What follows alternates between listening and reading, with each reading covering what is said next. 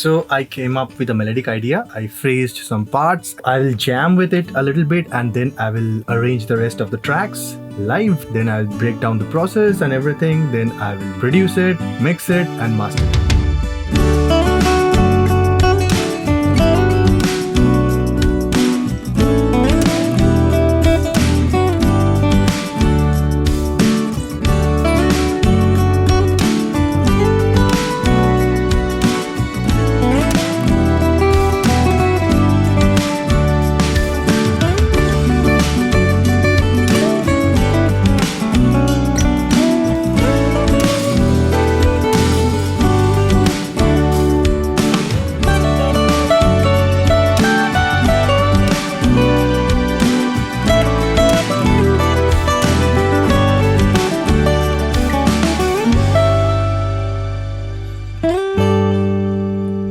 Before I record the melody, I will arrange some drums, bass and layer some more guitars. First, I will arrange the drums by programming with MIDI and I'll be using a Kontakt library. This one is called Counter Kit from Soundblade and this sounds like this.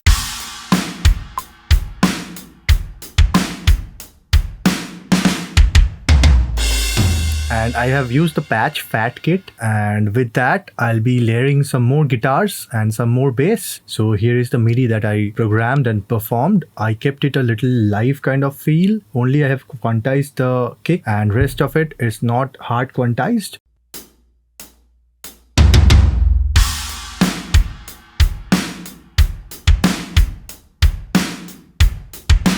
So that's the drums. I have played it with MIDI with this VST instrument and then I bounced it into audio. I took every separate channels like kick, snare and all. You can do that from Kontakt. If you go to the drum kit, counter kit, if you go to the mixer, you have all the kits and then you have a multi-out. You can set up your Kontakt in a way so you can send the multiple outs in your Cubase. So I did that by activating the outputs. So here are all my drum outputs.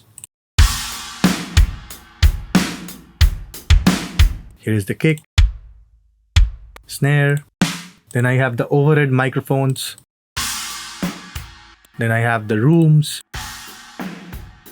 I tried to emulate a real drum kit with all the mic setup and all these things, the VST and connecting it with Cubase. Then I bounced them into audio and this is what it sounds like.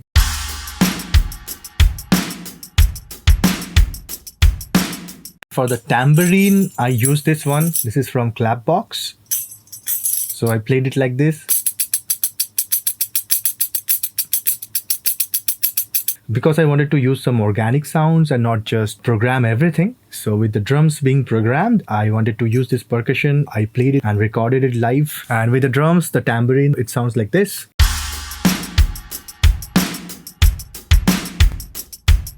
And then I programmed bass, which sounds like this.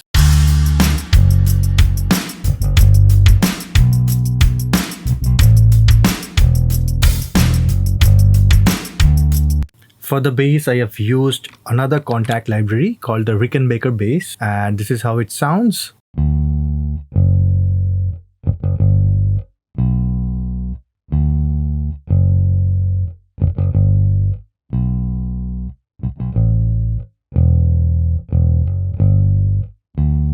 So what I have done here is I switched off all the amps because I wanted to use my own amp settings that I'll show in a moment. And then I bounced this bass into audio. And on top of that, I have used bass amp model. This is from Waves. This is called Voltage Amps Bass. There was a patch called Peak Bass and I tweaked some settings and it sounds like this.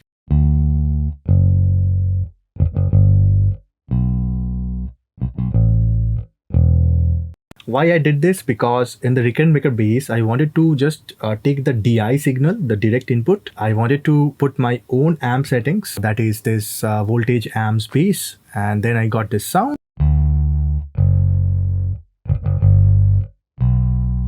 If you listen, the low end is not that consistent. That's why I use another trick which I learned from YouTube, mainly from Dom.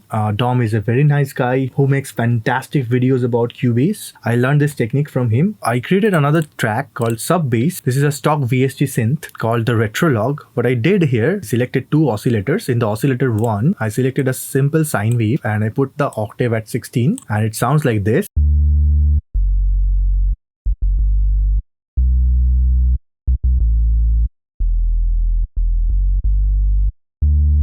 And then I switched on the oscillator 2. This time I selected the square wave and I kept the octave at 8 and it sounds like this.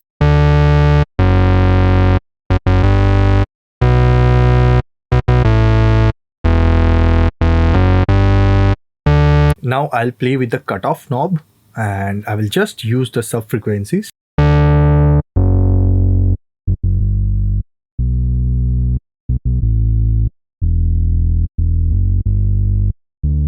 So this oscillator 2 will actually give a little more of the mid-range, which can be actually heard because the sub frequencies is not audible. This can only be felt, and this is the oscillator 2 which is doing the mid-range color and all this movement. So this is what I have done with the Retrologs, and what I'll do next is I'll select all the bass parts and I'll put the MIDI to 1 velocity.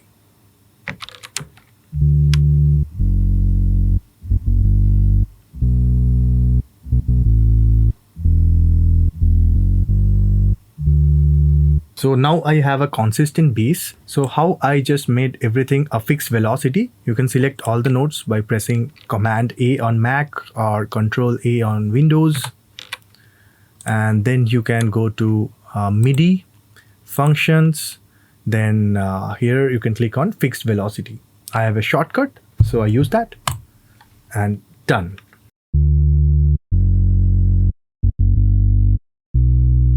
So now I have a very consistent low end, which will be consistent throughout the track, and the electric bass with the amp on top of that will do the movements. Let's hear it together with the drums.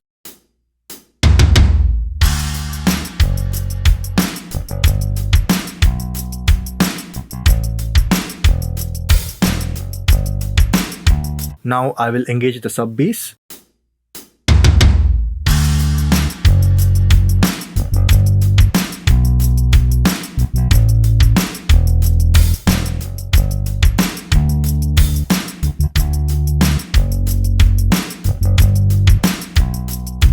It sounds much full and the low end is pretty solid, so I can move forward now. Now as I have a good foundation, I can now layer my guitars, so I don't have to worry about playing on the metronome itself. I have the entire rhythm section designed and arranged. Now I'll play all the guitar parts. So this is how it sounds with the bass and the drums so far.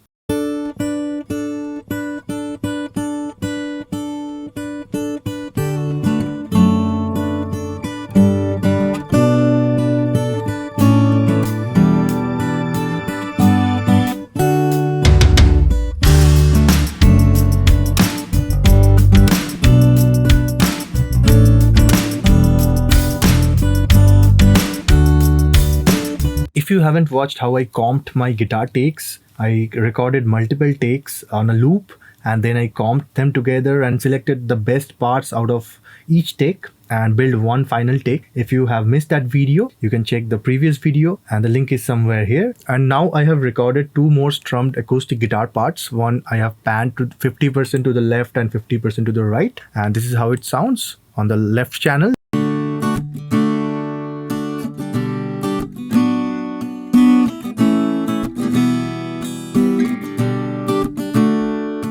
And on the right channel.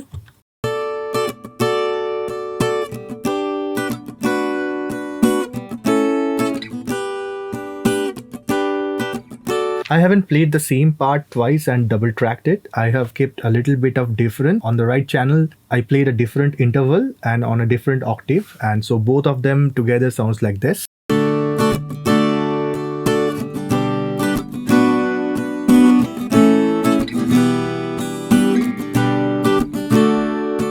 And I haven't quantized it at all because I wanted this loose feel and not exactly everything very tight. I wanted it very natural, human, because it's a blend of programming, MIDI, and then with blending with live instruments. I call it hybrid production and arrangement. This is how I am doing it. And on top of that, I have recorded 2 more tracks, which is acoustic guitar rake picked, and I have panned them 80% to left and right, and this sounds like this.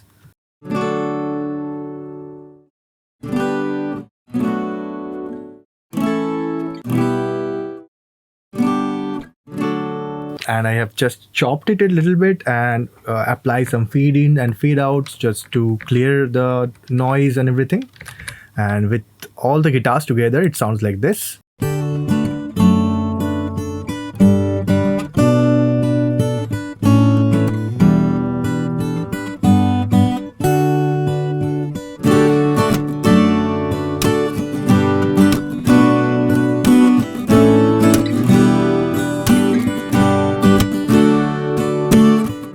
So it is already sounding very full. And then on top of that, I have recorded the guitar melody, which sounds like this.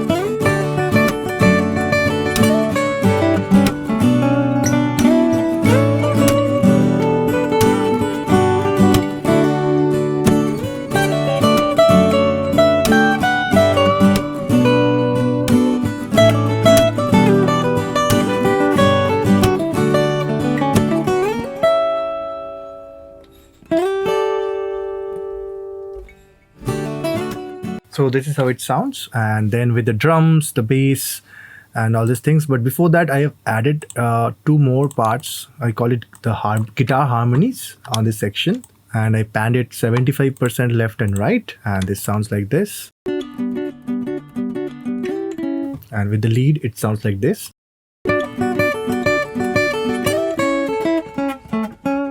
So that's all.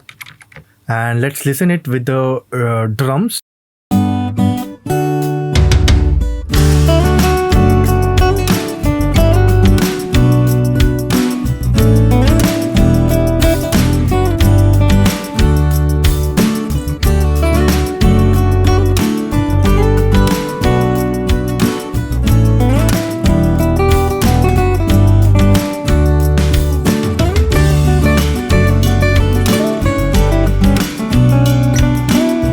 Yeah, it sounds full.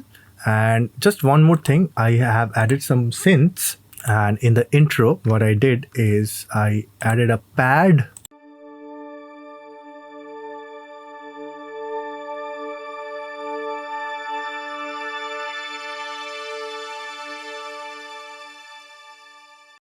So this is not just a loop or a sample.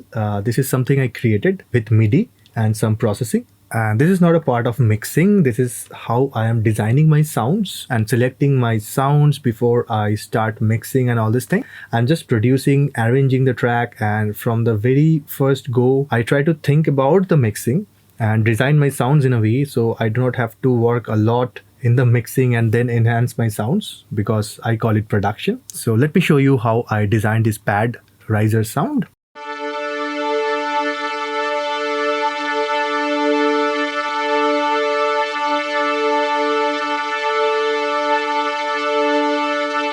So this is a very basic synth sound which I got from Analog Lab, this VST plugin, and a patch called Blue Strings. I'm using the Analog Lab intro which came with my R2DR Mini Lab 3. And then what I did is I used this one knob filter from Waves and I automated it. So the filter will just open up slowly as it plays like this.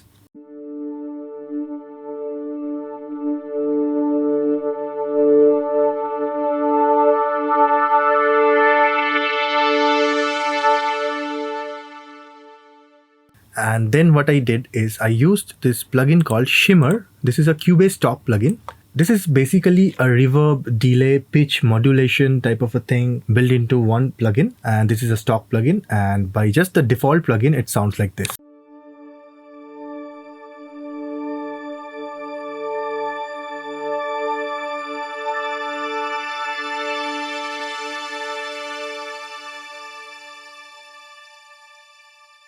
So how beautiful it sounds. And this is how it creating the ambience behind everything. And this works as a very good intro for the song. And I have bounced it into audio, and let's listen it with the track now.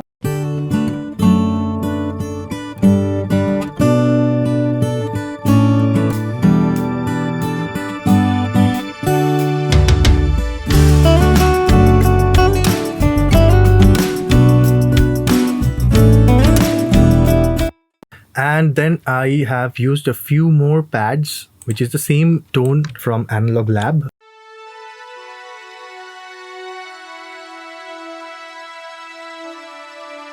And I have again bounced it into audio, which sounds like this.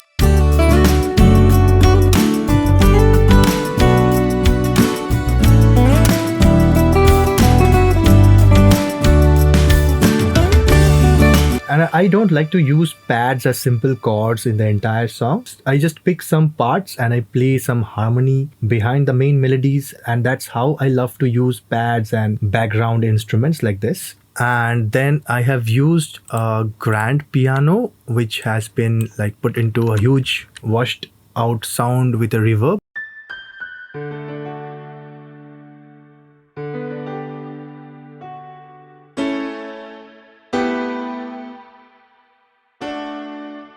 So this is basically a grand piano, the Ravel from UAD, Universal Audio, and it sounds like this on its own.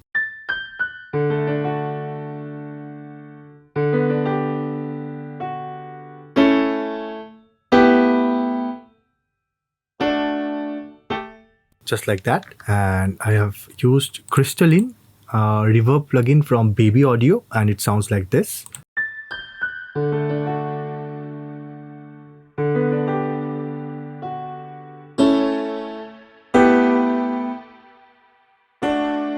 There is a dissonant note out here, and I kept it intentionally. I played it by mistake, but I thought about not removing it because there should be something like this. I like to experiment with all these things, and this gives some human feeling, something that sounds like me. And this is how it sounds with the track right now.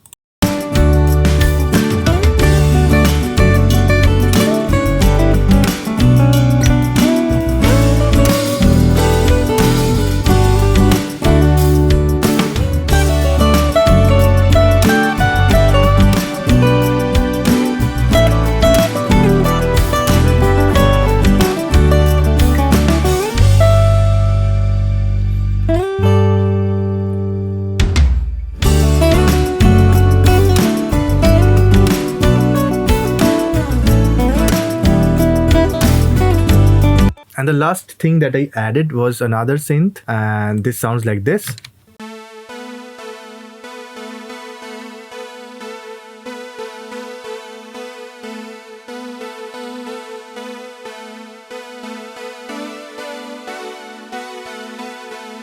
So this is basically doubling the main riff, this guitar riff.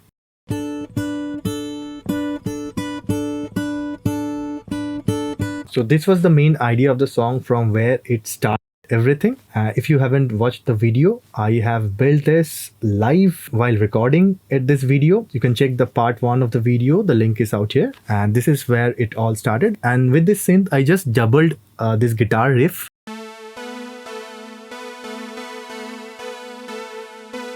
So this is another Universal Audio synth, which I have been using recently, and I love the sound, and it's pretty warm.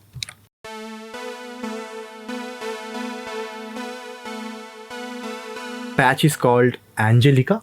I haven't tweaked anything. I just kept it like that, and I just used it, and it sounds good to me. So that's the entire track, and I have bounced everything into audio. Let's disable and hide.